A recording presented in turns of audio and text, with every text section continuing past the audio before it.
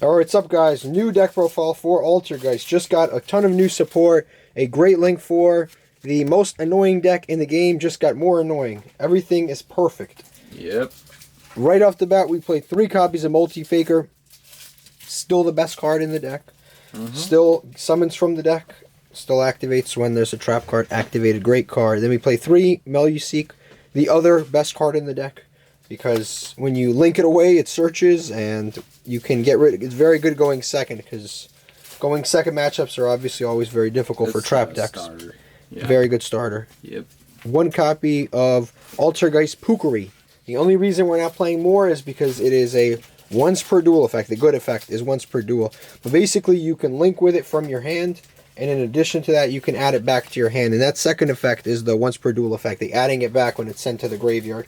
If there's like a Link 1 Altergeist Link monster, this card's going to be really busted. But the thing is, that doesn't exist, so yeah, it's a 1 card. You're going to be needing more than 2 Altergeist cards to start using this card, so honestly, it's probably like a good extender in the middle of duel to make double Hexia. Yeah, right there, a Hexia. Hexia is very easy to make with this card. You can make it going first extremely easily without playing the Altergeist Haunted Rock, which is obviously somewhat bricky. Then we play 2 copies of Silkwittus. This is actually the best card in the deck. All the other ones are just this guy's assistant. They all just basically, the entire goal of this deck is to end on a Silkwittus and another Altergeist card, and then you endlessly get to bounce things. Whenever your opponent attempts to play or have a good time, you just send their cards back to the hand and you put them back a turn. This is actually the best card in the deck. Then we play 3 copies of Altergeist Marionetter. This is the real best card in the deck, because this card basically allows you to... This is one of the only +1s in the deck, because right on summon, you get to set a trap, and then obviously that trap gets you additional resources. And then on top of that, you can send this to the graveyard to special summon. It doesn't need to be deck. It could be any Altergeist card. You can send any Altergeist card, even a trap, to the graveyard, and then you get to summon from the graveyard. So it's really good either way. And then this is definitely not the best card in the deck. It's Altergeist Pookuery.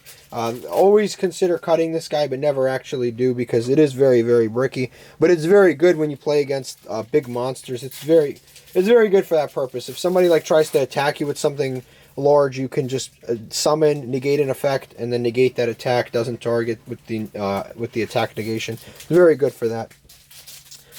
Definitely, he's not that he's situational, but out of 40 cards. You can always, it's not that big of a deal to play him. And you can always put him back anyway with some of the other trap cards. Yeah, what you also can do, with Pookuery is, you can special summon Pookuery if your opponent has some kind of floodgate. Yeah, you gotta stand closer. Oh, my bad. Yeah, and you could just go ahead and use Pookuery's effect to negate the floodgate. So, there's multiple ways to use this guy. Yep. Next is Lord of the Heavenly Prison. This card is very, very good for back row decks. Basically what you do with this card is you reveal it, and then you get to protect all of your set spawn trap cards. And then if this card is revealed and Spore Trap card is activated, basically anywhere on your opponent's or yours, you can special summon this card and then search and I'm sorry, not search, but set a Speller Trap card, any Speller Trap card in the entire game, into your back row. And that effect is just insane, because basically you reveal it and then you protect everything and you just special summon this. Also, that effect, even if skill drain's on the field, still goes through because it activates in the hand and it fully resolves. Do you have anything to add to that? Well, in Altergeist, you could go ahead and set personal spoofing. Basically, the biggest problem in Altergeist, having personal spoofing with no Altergeist names, that was one of the problems of personal spoofings. But now you get to search that card, so it's really good. But this card's really good because also you can the card that you set gets banished at the end phase of the next turn. But you can set stuff like Prosperity. You can set stuff like Imperial Order. Stuff that typically wouldn't even be searchable. This is why this card's very, very good. And then for the last 3 monsters, we play 3 copies of Ash Blossom. There's no need for just to explain this. One of the greatest hand traps ever. Actually, the best hand trap ever printed. It gets better and worse in different formats, but generally it's a very good card. 2 copies of Pot of Prosperity. In testing, we just found that 2 was a little bit more consistent. Sometimes when you draw multiples, it doesn't do enough, and sometimes even when you draw multiple, no, I'm sorry, not when you draw multiples, obviously the hard ones returns. The second one you can't even activate. But in addition to that, sometimes when you have two, you don't even want to use two because then you banish six cards 2 times, like 12 cards. Like you run through your extra deck a little bit too fast. So sometimes it's actually better just to start with one, and one is generally enough. And also we have the Helly Spears that will set whatever trap card. Technically, you can set the personal spoofing. That will lead you to multi-fakers, so like, yeah, that's just good enough. Next, we've got the trap cards, which is really the heart and soul of the deck. It's a stun deck, it's a floodgate deck, control deck. So the trap cards are very important. You play 3 copies of Solemn Strike. This is the best trap card in the game at this current moment. The best counter trap for sure, because it's good going first and it's good going second. Because you can just set it, do things, try to activate things during your opponent's turn. Even if they have negates on board, you can just pop the cards, because obviously you can't respond to a counter trap. Very, very good. Then we play 3 copies of Recall. This card is basically like Dark World.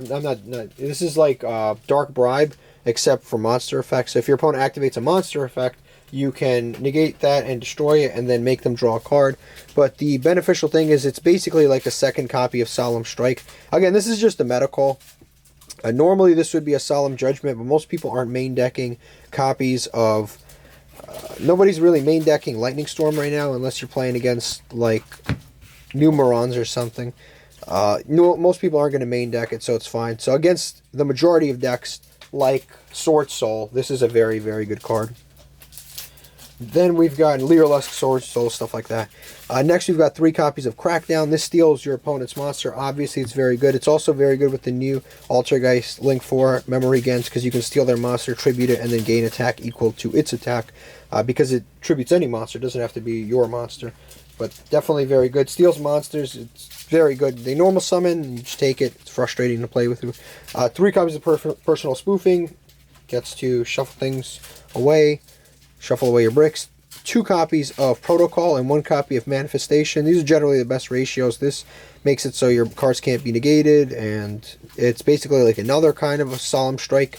And then we've got Manifestation for bringing things back. Then we've got 3 copies of Infinite Impermanence, which is the other good hand trap. 1 Imperial Order, and 2 copies of Anti-Spell, just because spells are very prevalent. And this is basically the main deck out to... This is like the main deck out to... A lot of decks. Not just a lot of decks, but Lightning Storm and stuff like that. This is like the main deck out to that. Not only does it basically floodgate those decks, but it obviously has like auto wins against like pendulums and stuff. It's a very, very good card. So that is the main deck. Now for the extra deck, we play 2 copies of the new all new Altergeist Monster, Altergeist Memorygant. This is extremely important. Altergeist had a lot of trouble before with things like Dragoon and just large monsters that can't be targeted, can't be destroyed, just Avermax, stuff that basically people had just basically larger monsters with a lot of protection were very difficult to get over, but this helps it a lot. Has multiple effects. It has a quick effect during the battle phase to tribute a monster and gain attack equal to the monster, which is obviously very good. You could tribute a Hexia and then draw a card, and it's not original attack, it's just attack in general. Second, this has like a Blackluster Soldier-like battle effect where you can attack. If it just destroys a monster by battle, it can attack again. Obviously a very good effect. And then effect number 3, you can ban it when this card is going to be destroyed. You can banish any monster in the graveyard and then prevent it from getting destroyed. And that doesn't have to be an Altergeist monster. That could be anything. The summoning requirement for this is very specific. It's 2 Altergeist monsters, but all of the effects are actually extremely generic, which is why this is actually a really, really good card. Definitely something Altergeist needed. 1 copy of Prime Banshee, just because it's easier to go into now. With and also the Pookuery, graveyard effects. And the Pookuery added. What is it, the searching effect, right? No, it adds adding Altergeist card from grave. So like, yeah, if you have like enough resources, you just go into the link 3 and just go back into Hexia. That way you can search and add a faker back to grave, and you'll have a full setup. Then we've got 3 copies of Altergeist Hexia. This is one of the most important Altergeist cards. Every single set, it seems like every time Altergeist gets a wave of support, this card becomes more and more important because it's easier and easier to make. Obviously, this is a spawn trap card negate. It gains attack, and it searches when it leaves the field. It's a very good card. It's just every single time it just gets better and better. Two copies of BLS. You could replace this. Obviously, they're somewhat expensive. There's other things you could play with it, but generally speaking, BLS is a pretty good one. It's good because you play Crackdown. If your opponent like plays Sword Soul, and how do you say you like try to break board, take a what do you call it, Baroness, and like strike a different card. You just use a Baroness and just make this guy with protection and breaks the board. One copy of Ningirsu. This is another out to just big stuff. That's hard to get rid of. One Topological Bomber and one Borrelcore Dragon. And then the most important Link monsters in the deck, which is the Link ones. 2 Relinquish Animas. These just got reprinted. Pick them up. Very good. Steals an opponent's monster, and it triggers the Meluseek. One copy of All Mirage and one copy of Link Haribo. Same thing. It's just for versatility. You play different ones. But since we're playing Pot of Prosperity instead of Extravagance, we don't have to worry about banishing specific things. So it's not really a problem. But that is basically it. If you enjoy this deck profile, leave a like, and thank you for watching.